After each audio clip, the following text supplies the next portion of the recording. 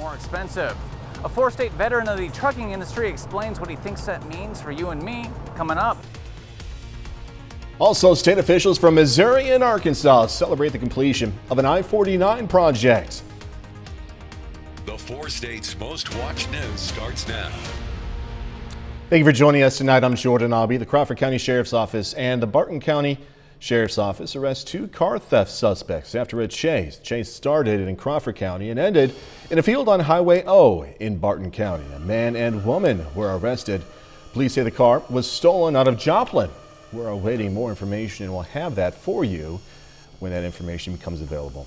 Doug Ketty joining us now with first look at the forecast. Some of us seem to get a lot of rain, some of us not so much, huh? Yeah, it was very scattered throughout the afternoon into the evening hours, but the areas that did pick up some heavy rain, a lot of areas picked up a ½ an inch to an inch to even 1.5 inches in spots earlier for us today. Most of us are fairly quiet right now. We did hit 85, for a high started at 65, normal high is 77, so a pretty good chunk above where we should be for this time of the year. Still some scattered showers, even a few thunderstorms in southwestern parts of Missouri, really from Monette, Cassville, stretching back toward Anderson, Goodman, Knoll, Pineville.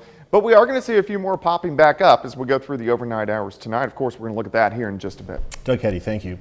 The price of gas in Missouri goes up tomorrow and will continue to go up once a year for the next 4 years. KOM's Mike Mahoney spoke to a Joplin trucking veteran about the new taxes, pros and cons. The price of Show Me State gas goes up by 2.5 cents on Friday, and Missouri's governor says it's needed to keep the state competitive. 2 important parts of that. One, it's going to keep our state moving forward when it comes to the economy and the infrastructure. The second portion of that is totally different in any other state in the United States. The people that don't want to pay it don't have to pay it. They can get a refund back. Governor Parson is referring to the fact that many Missouri drivers can apply for a gas tax refund, but not without doing some paperwork for the Missouri Department of Revenue. Missouri's first fuel tax since 1992 will put the state's gas tax at 19.5 cents per gallon, but it won't stop there. The tax will go up once a year until 2025, ultimately giving Missourians a gas tax of 29.5 cents per gallon. Mike Brown, a Joplin trucking industry veteran, says he has seen various gas tax increases throughout his career and thinks 4-staters will be paying this one in more ways than one. As the cost of transporting goods, any goods, as that cost goes up, that's going to be passed right along to everybody that shops, whether it's diapers or broccoli or whatever it might be. And while Mike thinks a new tax is the wrong way for the state to raise revenue, he does support where the money is going, which is road and bridge repair. I drove a truck and I'd go across a bridge and thought, my God, I hope it don't fall down. And that's needs to be done, not just highways, but whole bunch more stuff. Missouri's Department of Transportation estimates that once the tax reaches its peak in 2025, it will bring in more than $450 million each year for road and bridge repair. In Jasper County, Mike Mahoney, KOAM News. You can find a link to the Missouri Department of Revenue's motor fuel refund claim in this story on our website, KOMNewsNow.com. Officials from Missouri and Arkansas celebrated the completion of the I-49 Missouri-Arkansas connector. Missouri Governor Mike Parson, Arkansas Governor Asa Hutchinson were in attendance.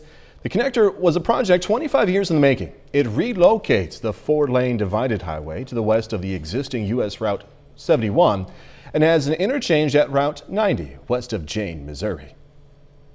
You look at interstate traffic all over our state right now, you see buildings being done, you've seen businesses going up all along these interstates, and really for small communities anymore, it's starting to spread out in some of the smaller towns. So I think it's going to be a great opportunity for this part of our state as well as Arkansas.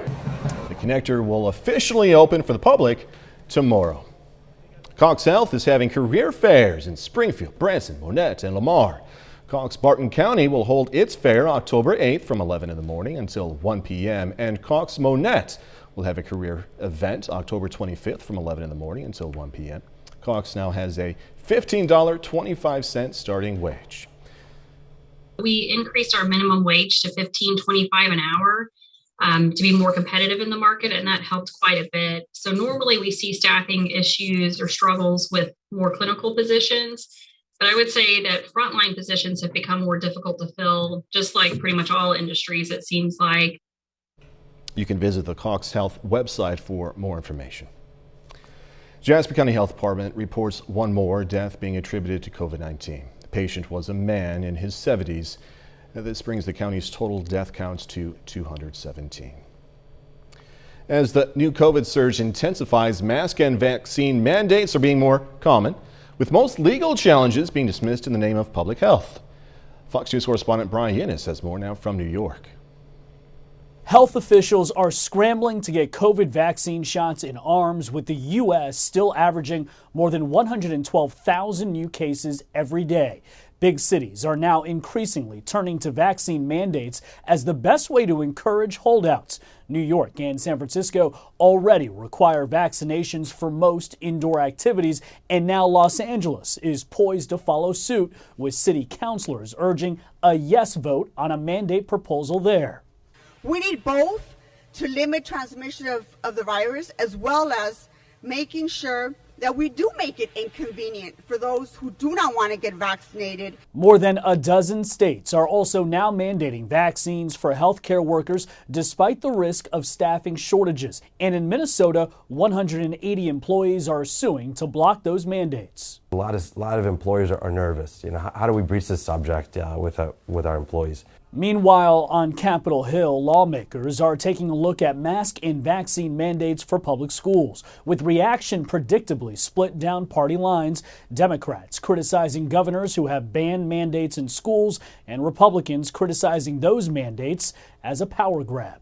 There is nothing honorable about putting kids and educators and their families at risk to score political points. Developing preposterous legal theories and abusing the powers you have is a step too far. The Education Department says about 96% of school districts are now fully open for in-person learning. In New York, Brian Yennis, Fox News.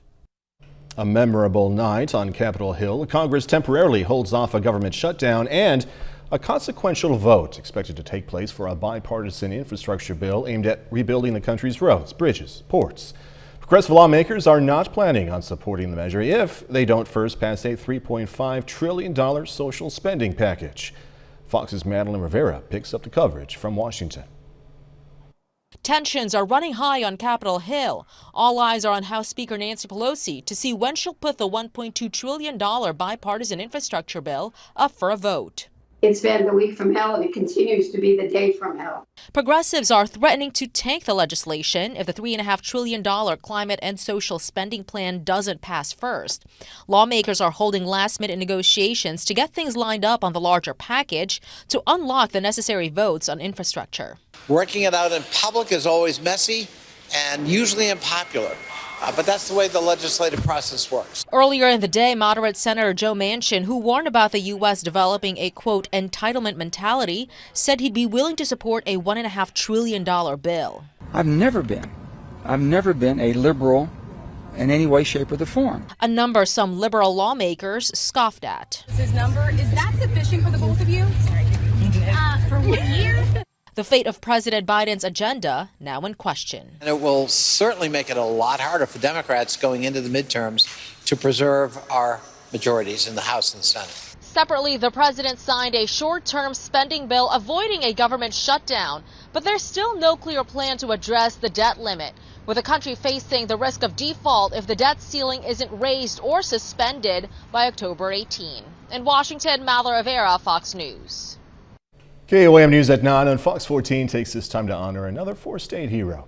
Warren Jones served in the U.S. Air Force from 1941 to 45. Native of Mulberry, Kansas, Jones was stationed in England, was a POW by the Germans.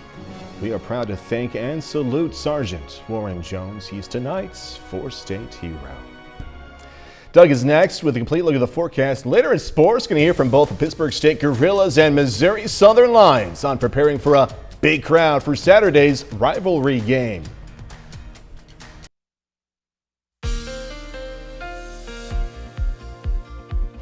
Well, we got more scattered showers and thunderstorms for most of us during the afternoon into the evening hours. Once again, second day in a row. But still, prior to it, we did make it up into the mid-80s for afternoon highs. So warmed up quite a bit earlier today. Great time lapse, of course, Indigo Sky Casino and Resort Indigo just outside of Seneca, Missouri.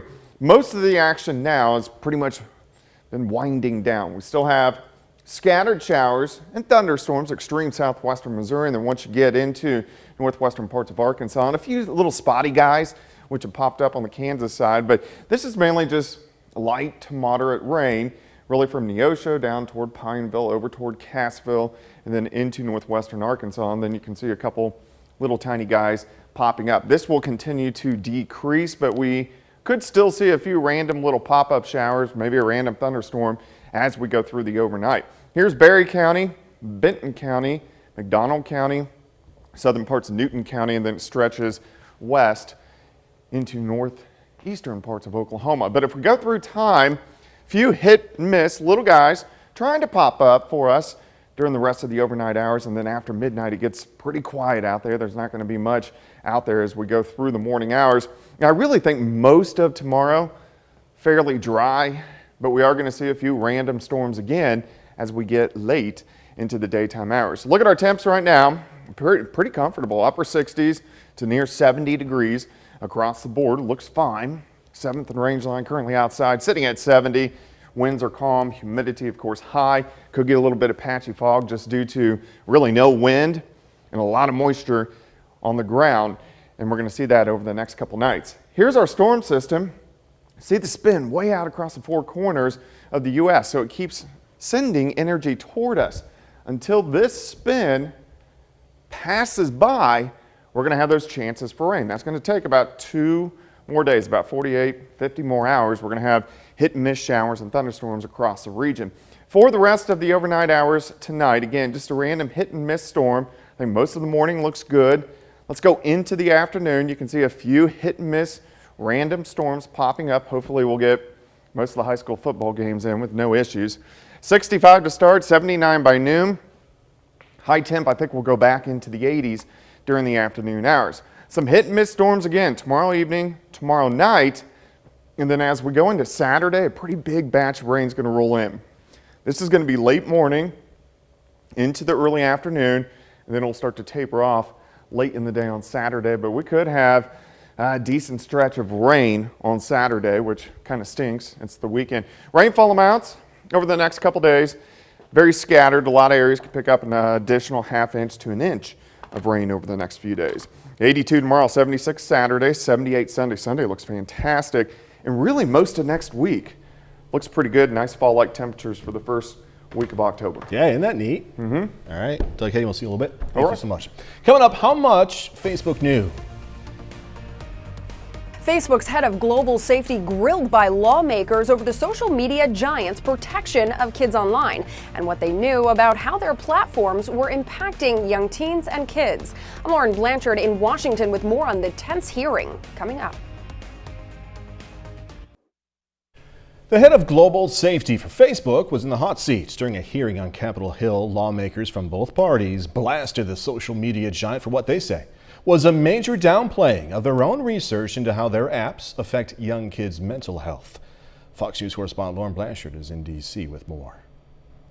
Facebook executives not finding many likes on Capitol Hill in a hearing on the effects of their platforms, including Instagram, on young kids. Instagram is that first childhood cigarette meant to get teens hooked early. Facebook has paused, not ended, plans for Instagram Kids, tailored to users 13 and under. The head of global safety for Facebook says they have taken steps to make the platforms healthier. If there's someone struggling on our platforms, we want to build product changes to improve their experience and help support them. A report earlier in September showed in leaked internal data, Facebook knew its photo sharing app was mentally harmful for young girls, but only made a few changes. We've invested incredibly heavily in suicide prevention on our platform. These steps are baby steps, not even baby steps, in the direction of trying to improve Instagram. Lawmakers in the Senate Commerce Committee are furious with the social media giant over what they say is a lack of transparency about what research the company has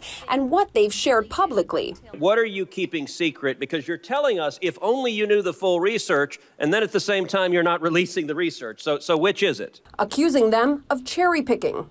I am very aware of the issues that teens face. We want to provide a better experience for teens. Next week, the Facebook whistleblower believed to have leaked the internal data is expected to testify. In Washington, Lauren Blanchard, Fox News. Still ahead, going to hear from some Oregon nurses who say their religious exemption requests not to take the COVID-19 vaccine were denied. A new COVID-19 vaccine policy at Mercy Health in Joplin started today. According to Mercy, some workers waited until the last days to meet the policy before facing up to a 28-day unpaid suspension. Mercy says after 28 days, there's going to be an accurate number of workers who chose not to comply with this new policy. Meanwhile, Orlando-based Liberty Counsel says sent a demand letter to Mercy Health System on behalf of 14 employees and numerous others who have been unlawfully denied religious exemption from the COVID shot mandate without explanation or ability to appeal.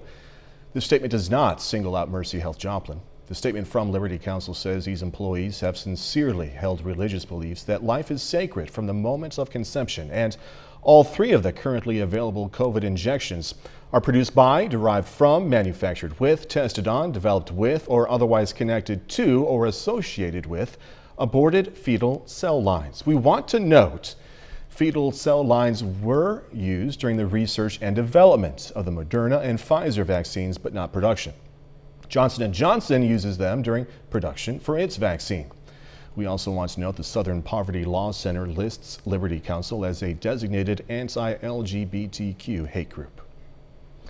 Some Oregon nurses who were counting on a religious or medical exemption to the COVID-19 vaccine are finding instead they may soon be out of a job. Fox's Simon Gutierrez has more.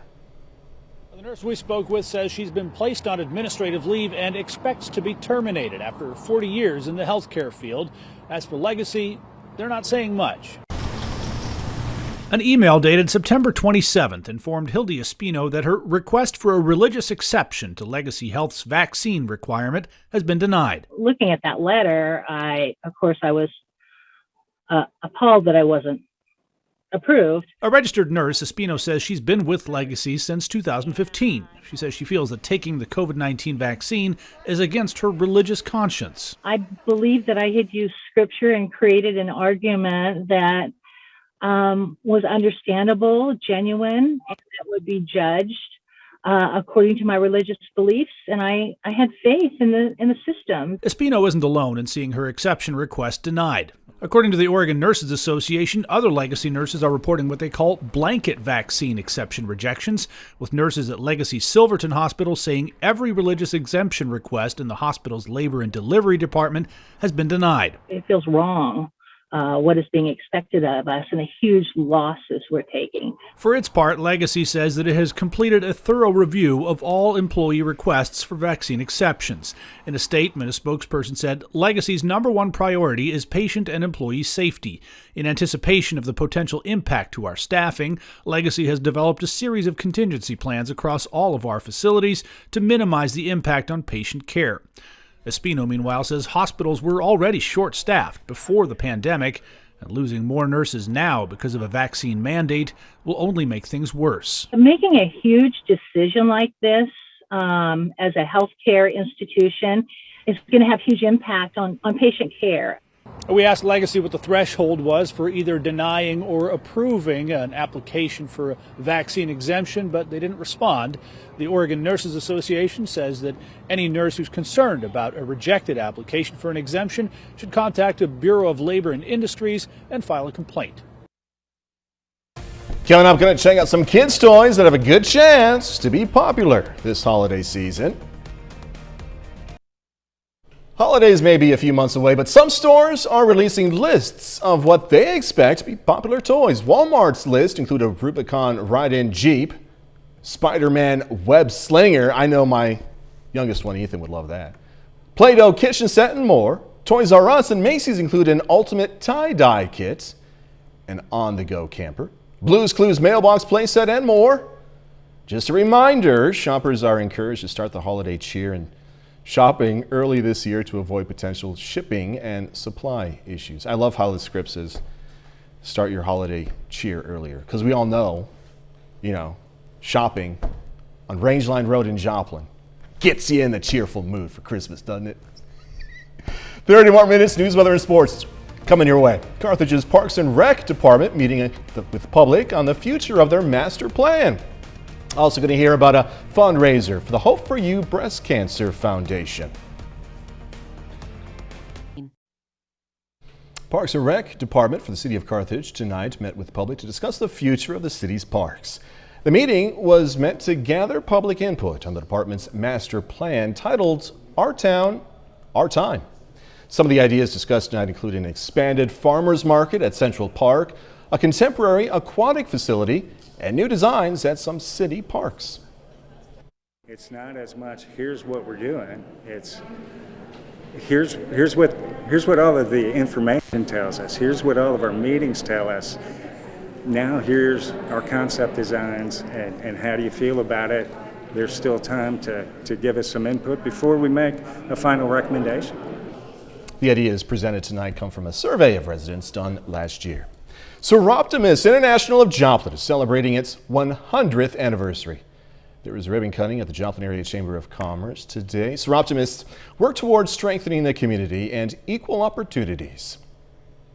A previous scholarship winner that wrote a check back to the organization and wanted to give out another scholarship last year because she's now at a financially independent area. And that really comes full circle, and especially many of the women that have been in the organization for so long, I think that was a really good feeling for them. Among many other services, Soroptimist International of Joplin has provided a yearly camp and a retreat ever since 1984 for Jasper County children in foster care. Show Me the Ozarks magazine is teaming up with Freeman Health System to host a special fundraiser. That fundraiser is the 11th annual Covers for a Cause, which benefits the Hope for You Breast Cancer Foundation. Here's how it works. The event offers people the chance to be pictured on their own magazine cover through a photo shoot while raising funds to fight breast cancer and raise awareness. Cancer survivor, so it's very important to me, the word survivor, and my goal in life is to make sure every person that comes down with cancer becomes a survivor, not a victim. Getting your own magazine cover only costs $15, by the way. Researchers say animals and plants are going extinct 1,000 times faster than ever before. Here in the U.S., environmental experts are now classifying close to 24 new creatures as extinct. Fox News correspondent Kevin Quirk has more on the dramatic loss. The U.S. is saying a bitter farewell to 23 animal species as Fish and Wildlife Service officials declared them extinct. It's a really hard day for those of us in the Fish and Wildlife Service. We dedicate our lives to preventing extinction. The list is made up of various birds and shellfish, ones primarily native to several southeastern states and Hawaii, including the ivory-billed woodpecker and the Kauai o'o. Experts say the reasons behind the massive wipeouts vary. In most cases, it's habitat loss. Habitat loss, once the habitat is gone, it's hard to get it back. In some cases, it was disease or invasive species that contributed to declines. But the Biden administration is promising action, declaring it will reinstate laws punishing corporations for any preventable bird deaths, like the Migratory Bird Treaty Act, which caused BP to pay $100 million after its infamous 2010 oil spill that killed 100,000 birds. Former President Donald Trump previously discontinued such policies back in 2017. We need to get ahead of the curve by keeping common species common. And the way to do that is to create a network of connected, protected lands across the globe so that we have healthy, intact ecosystems for all species. The announcement from the Fish and Wildlife Service marks one of the largest groups of animals ever to be classified as extinct in the U.S. since the 1960s. In Washington, I'm Kevin Cork, Fox News. A bit later, more possible trouble because of a volcano. Nearly 2 weeks after the volcano on Spain's Canary Islands began erupting, there are new concerns about toxic gas. I'm Greg Palcott in London. That's my story. Coming up.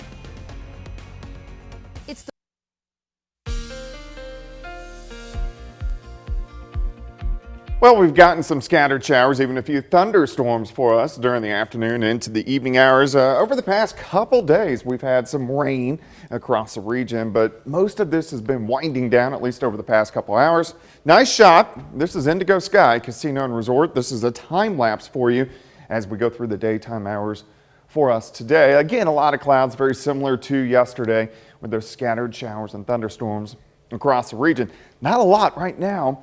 It's been winding down. We still have a little cluster down across McDonald County and also Berry County in southwestern parts of Missouri. But besides that, it's just kind of hit and miss. A few random little showers on the Kansas side. Let's go into this little cluster, and this is mainly light to moderate rain, southern parts of Newton, McDonald County, Berry County, and then kind of trails in to Benton County, northwestern parts of Arkansas just a bit. I think this will continue to fall apart, but we can't rule out a few additional little pop-up showers through the overnight hours. Here's 1 a.m. Most of us dry. As we go through the overnight hours, a few more little tiny guys pop up, especially in southwestern Missouri, but that's about it. I think most of us, 80% of us, end up staying dry as we go through the overnight hours tonight, but we still have rain chances again tomorrow and then again during the daytime hours on Saturday. Temps pretty good.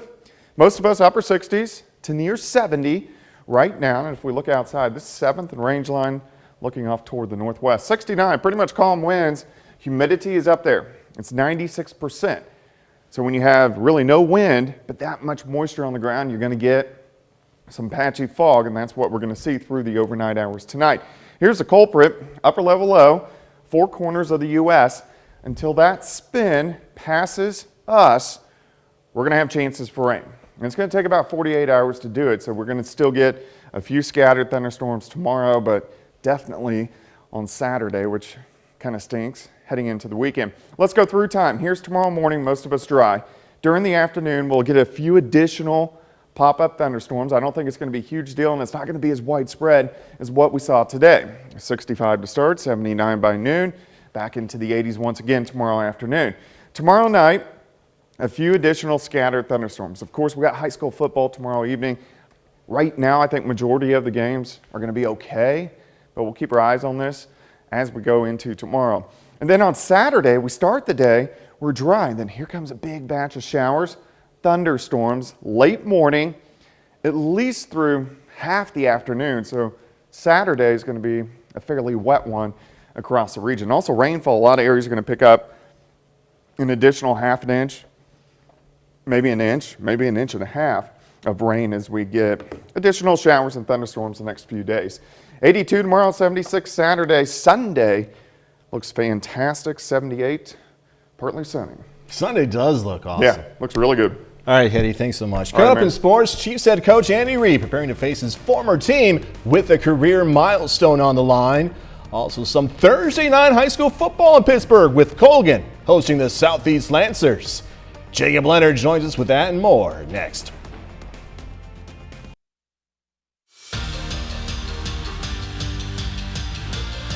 The Pittsburgh State Gorillas hit the road this weekend for a rivalry game against Missouri Southern. Now, Pitt State is 3-1 heading into the weekend, and will try to make it 3 straight wins on Saturday in Joplin. Now, Pittsburgh State has dominated this rivalry, especially recently. The Gorillas are 42-9-1 all-time against the Lions. They've won 25 of the last 26.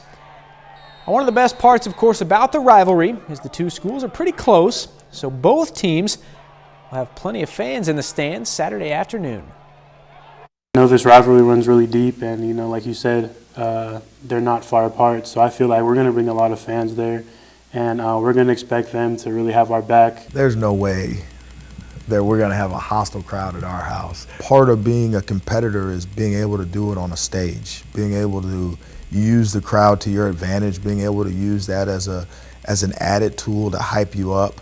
But no, they won't be more hostile than the jungle. Pitt State Gorilla fans will show up like they've proven to throughout this whole season. So excited to see our fans over there and our players' families to have the opportunity to travel a short distance and be able to see their people play. Well, it's Pittsburgh against Joplin on Saturday, but it's also Pittsburgh against Joplin tonight. The The two high school teams meet this evening on the soccer field. Now the Eagles enter the night at 10-3, while the Purple Dragons are 5-3-1. 5 minutes in, Luciano Reyes gets the cross off. Gabe De Leon is at the back post, all alone for the tap in. Later, Reyes will get one for himself. Off the set piece, heads this one. Reyes gets his second goal of the night off a penalty kick. Big first half for him. To the second half now, Carlos Palma attacking with speed, lays it off to Andrew Taylor. Eagles up 4-0. Joplin gets back on track tonight. 5-0 shutout win over Pittsburgh. We had desire, I think, especially to start things off. The guys wanted to make this game an impact game for us. We've got Nixa next week, and that's a huge game for a lot of these guys. District opponent and conference opponent. So I think we were trying to keep momentum going, or create some momentum with this game and get it going. Well, we have some Thursday night high school football tonight in Pittsburgh. The Colgan Panthers welcome in the Southeast Lancers in week 2 of district play. Colgan fresh off their first win of the season, topping Fredonia last Friday. First quarter, first offensive play for Colgan. Cooper Simmons finds a hole, sheds a tackle, then another. He's in from 34 yards out. Panthers up 6. Now more from Simmons in the second. This one a little longer. Gets to the far sideline, little stiff arm. Nobody feels like tackling. 64-yarder this time for Simmons. There are quite a few big plays in the second quarter. Southeast ball here, Colin Mutz outruns everybody. Needs just one more move for the 60-yard score. Lancers on the board, down just 6. But on the kickoff after that score, Tucker Harrell scoops it up at about the 6. Finds some space outside, and then it's just a foot race. 94 yards to the house for Harrell. Colgan takes an 18-6 lead to half. Panthers pull away to win this one tonight, 34-12. The Kansas City Chiefs are back on the road this week, facing the Philadelphia Eagles. The Chiefs are 1-2 in their first 3 games, sitting in 4th place in the AFC West. Kansas City has dropped 2 in a row, including a 30-24 loss to the Chargers last weekend. Now this week, it's a big one for a team looking to avoid a 3rd straight loss, but it's also a big one for head coach Andy Reid. Reid is facing his former team and also aiming for his 100th win as the Chiefs head coach. I hadn't thought about the 100th win, but I know they're a good football team. I obviously know a lot of people there, but besides that, once it kicks off, I mean, you're playing the game, and they're well coached. Nick's done a nice job there, so they're well coached and they've got good players, and we just got to make sure we go through the whole prep this week of getting ourselves ready. Take it day by day here and situation by situation, and get ourselves right. That's a look at sports. We're back with more news after this.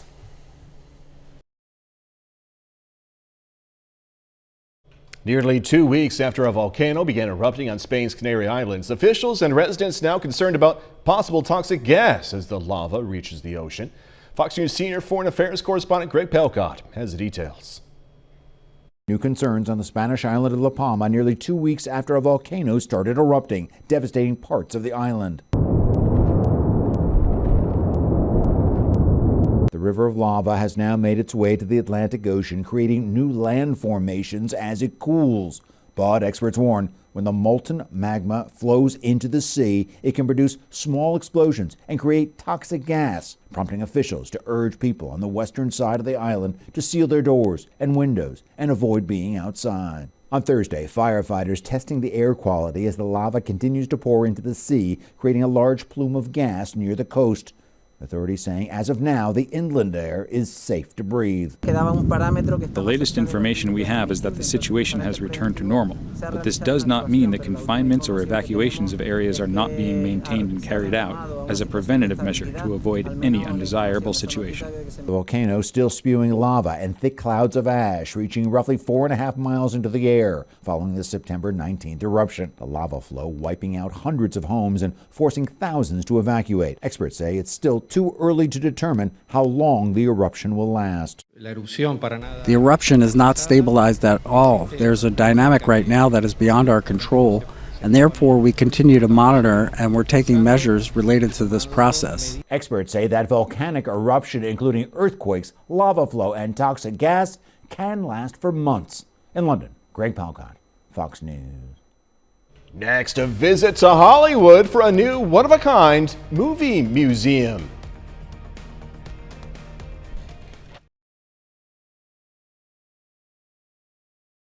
Ever wanted to see more than 100 years of priceless artifacts from some of the biggest movies of all time? Now you can. Fox News correspondent Ashley Strohmeyer has an inside look at the Academy Museum of Motion Pictures as it opens its doors to the public for the first time today. Calling all film buffs, movie magic is now on display. Welcome to the Academy Museum of Motion Pictures. The Academy Museum is located in Los Angeles, so if you're not close or don't want to take the trip, here's a sneak peek at some of the exhibits honoring film and showcasing iconic Hollywood props. We need to celebrate everything that this town has brought to the world and everything art form has brought to the world in order to bring people together. Visitors can admire the dazzling ruby red slippers from The Wizard of Oz before skipping along to view scripts and storyboards from Alfred Hitchcock's Psycho. Then afterwards, make sure to wave hello to C-3PO and R2-D2 from Star Wars. To paraphrase the words of Han Solo as he approached the Death Star, I have a good feeling about this. And if you ever get lost in the 300,000 square foot complex, ET is there to help point you home. But officials say the museum is more than just rooms filled with props and costumes, calling it an immersive educational experience. Visitors will come to this museum and learn about how movies are made, learn about our legacy, learn about all of the arts and crafts and sciences that go into movie making, which is truly a collaborative art. The museum also boasts 2 massive movie theaters, which are expected to host special public events with countless Hollywood A-listers throughout the year. Ashley Strohmeyer, Fox News. And that's our time for tonight. Thanks for joining us. Going to leave you with video of turtles being released into a forest preserve in Illinois. Go out and explore. Hey, be safe. Do this all again tomorrow. See you then.